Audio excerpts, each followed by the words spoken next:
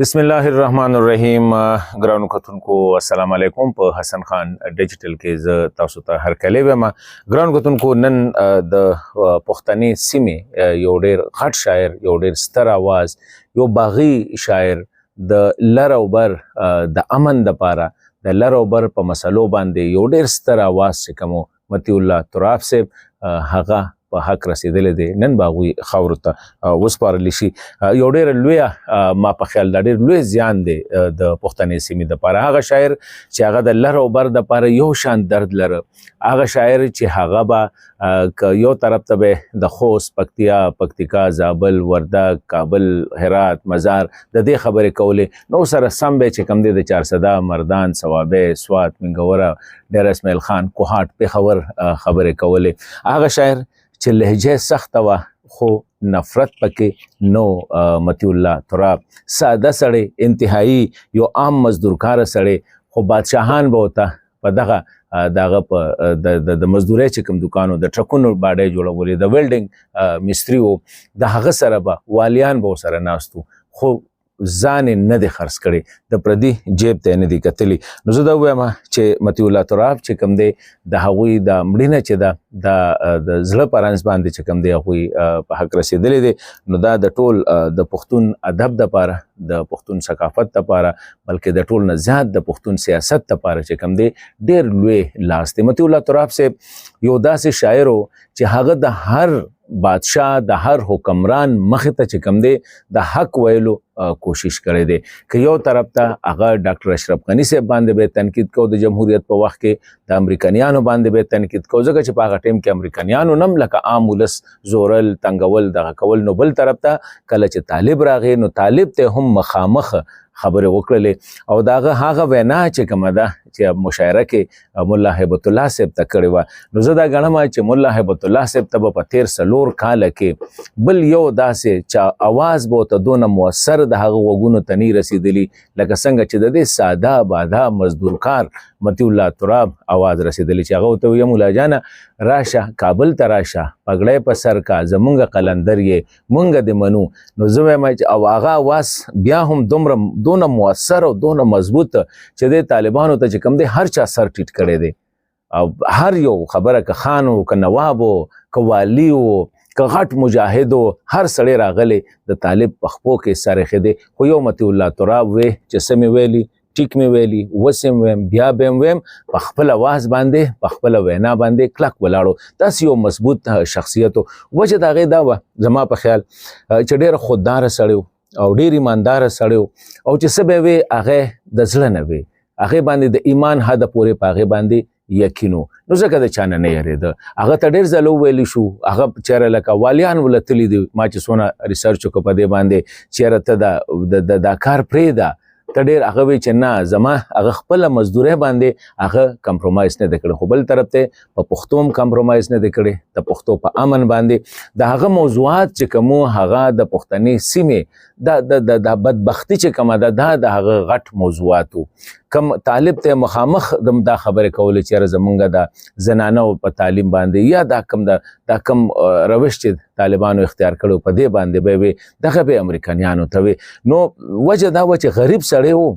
خو لکه په ټوله پښتنه سیمه کې، نه صرف په افغانستان کې، لکه زه چې څنګه وایم هغه د لر او بر کې مقبول و، د لر او بر د امن اواز و، د لر او بر مجاهد و. نو هغه ځکه عوامو کې مقبول و، ځکه په اولس کې، او ځکه چې کوم دی په ځوان کل کې چې کوم دی هغه مقبول و. د متی الله تراب یو ډېره غټه خبره نن ما بعضې په سوشل میډیا باندې کتل، بعضې خلکو د هغه د مرګ چې کوم دی د دې باندې سیاست کې یو ګناهګاري بل ګناهګاري، څوک چې د دوی د لاسه، څوک چې د دوی د لاسه. ګوره متی الله تراب صاحب هغه د یارې سړی نو، نه هغه د طالب نه یارېده، نه هغه د امریکې نه یارېده، نه هغه د پاکستان نه یارېده، نه هغه د بل چا نه یارېده. د هغه خپل اواز و، هغه وی زه سر نه ټیټوم او نه سر ټیټ کړی دی. خو یو شی و،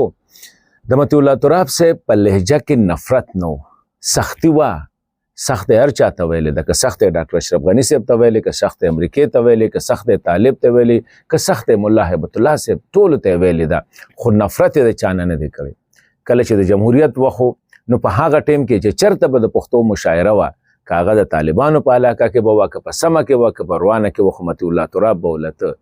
ټول عمر په خوست کې تیر شوی پیدا شوی په ننګرهار کې خو عمر ټول په خوست کې تیر شوی ټول عمر د پښتو په شاعرانو مشاعرو په ادب او په دې مجلسونو کې تیر کړی دی نو هغه ټیم کې هغه داسې یو شخصیت چې هغه په طالب کې مقبول و کله چې طالب مقاومت کو حالانکه خبر ځکه چې هغه خبره د پښتو کوله هغه خبره د امن کوله هغه خبره د خاورې کوله هغه خبره که د خوست کوله نو د مردان هم کوله که د چارسدې کوله نو د پکتیکا هم کوله که د کوهاټ کوله نو د وردګ هم کوله که د ابټاباد کوله نو د مزار هم کوله هر یو دغه د ټوله پښتنه سیمه چې کوم دی هغه په دې سیمه باندې امن غوښته نو که مجاهد و که طالب و که هر څوک نو د تراب سره چې کوم دی د مطیع الله تراب ته په زړه کې چې کوم دی عزت لره ځکه خو د طالبانو که وزیر داخله سره هم ناست دي د وزیر خارجه سره هم ناست دي لکه دا ډېر لوی شخصیت دی په جمهوریت په وخت کې والیان به د هغه سره ناست وو خو سر یې نه دی ټیټ کړی غریب و غربت وښلی خو سر یې نه ټیټو نو ځکه زه وایم چې د هغه په لهجه کې نفرت نه سختی وه تنقید و خو نن چې د هغه د مړي نه بعضې ملګري چې کوم دی د هغې نه زه وایم چې دا یو داسې موقع وه چې د مطیع الله تراب صاحب دا مرګ چې کوم دی دا مونږ ټول یو شان دی دا د اتفاق وچوي دا د یو بل سره د اتحاد دا د هغه د غږ چې کوم دی د پښتني سیمې دپاره دا مونږ په دې باندې مونږ خبرې کولې نو مونږ نن په دې باندې اکثر ملګري خبره کوي که هغه د لر نه دي که هغه د بر نه دي چېرې د هغه ولې مړ شو هغه مړ شو د زړه په رنځ باندې مړ شو نن مونږ له هغه په دغه کې چې وایي چې انګریزي کې یو ټکی استعمالي په پښتو کې د هغې معنی غلطه راځي چې لیټ سلیبریټ د هغه تاټس د هغه ویو د هغه خیالات هغه سلیبریټ کول پکار دي په دې وخت باندې هغه چې څه طالب ته ویلی دي هغه چې څه ډاکټر اشرف غني ته ویلی دي هغه سلیبریټ کول پکار دي په هغې باندې ودرېدل پکار دي نو زه وایم چې یاره دغه شی نه دی چې څنګه د هغه په خټه کې نفرت نو زه وایم چې د هغه په مړینه باندې هم چې دی مونږ له د نفرت خبرې چې کوم دی دا نه دی پکار بله خبره زه چې ما څنګه ووایي چې یاره د هغه ټول جدوجهد چې کوم د شتمنې پښتونخوا دپاره او د پرمنه پښتونخوا دپاره او د پښتون د بدنصیبه ژوند چې کوم دی په دې باندې دا د هغه موضوعاتو آزاد نظم کې ډېر په اسانه لهجه کې ډېر په ولسي انداز کې په اسانه پښتو کې چې کوم دی هغه دا پیغام چې دی هغه هر چا ته رسولی دی ډېر مضبوط او زه درته وایم چې د هغه پیغام د ملا هیبت الله صاحب کڼو غوږونو ته رسېدلی دی کڼو غوږونو ته زه ورته کاڼه ځکه یم چې هغوی پروا نه ساتي که څوک ورته د شریعت خبره کوي که څوک سره د افغانیت خبره کوي امیر هیبت الله صاحب دا خبره کوي چې زه څه وایم زه په افغانیت هم پوهېږم زه په شریعت هم پوهېږم نو هغه د چا اواز اوري نه خو د تراب د غریب تراب چې کوم دی د هغه اواز د هغه غوږونو ته رسېدلی خو بیا هم دا ده چې لاس یې پرې نه دی اچولی او نه یې د لاس اچولو کوشش کوي چې د هغې وجه دا وه چې هغه د نوي نسل د پښتون قام چې کوم دی د هغې مقبول شاعرو ولسیتو د هغه په شاعرۍ کې او هر پښتون پکې ځان لیده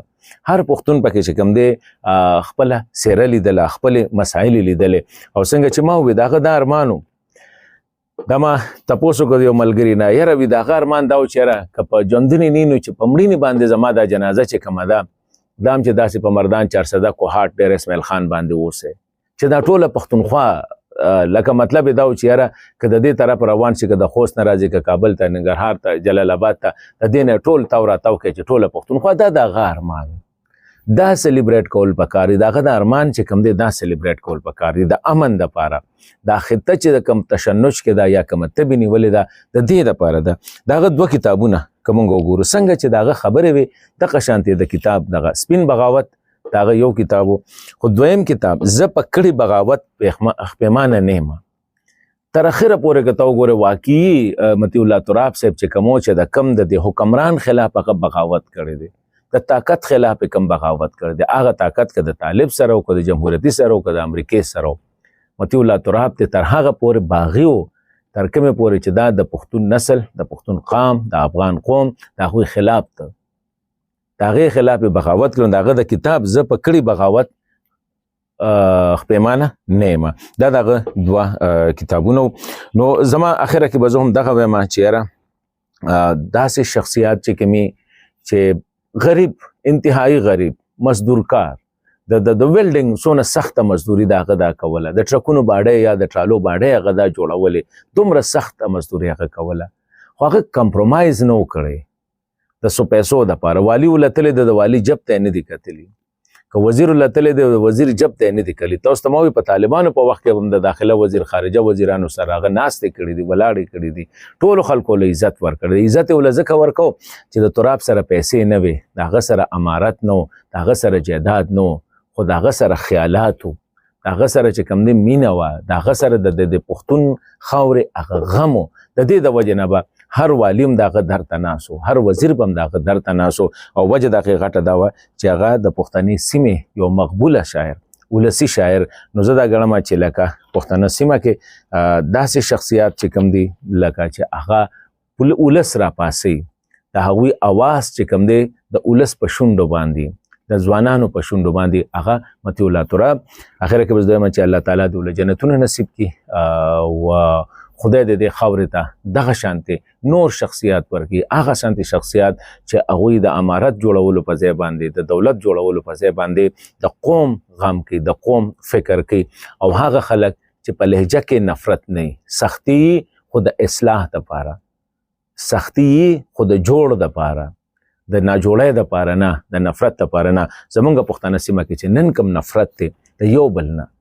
یو بل له نومونه ورکو، ته طالب یې زما بد شي، زه مجاهد یم زما بد شي، ته د ده سړی زه د ده سړی یم. هر یو کس چې کوم دی په پښتانه سیمه کې که هر یو سړی خبره کوي نو که د بل د مرضی نه نو کنځله مو ته کوي، نفرت مو ته کوي. نو زه وایم چې دا نن مونږ د دا ورځ ته چې د مطیع الله تراب کوم خیالات و، د هغه کومه لهجه وه، د هغه کوم انداز و، هغه خپلول پکار دي. یو بل نه به نفرت نه کوو، یو بل ته به سختې خبرې کوو، خو نفرت به د یو بل نه کوو.